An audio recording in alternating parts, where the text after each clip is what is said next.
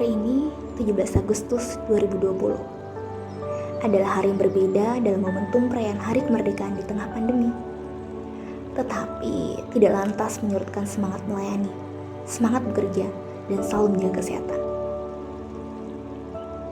Hormat senjata! Gerak!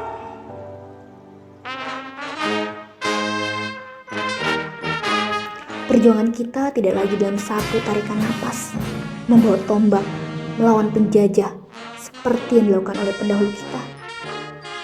75 tahun kini, kita maknai dengan kemerdekaan, dengan bangga buatan Indonesia, menjadikan Indonesia maju.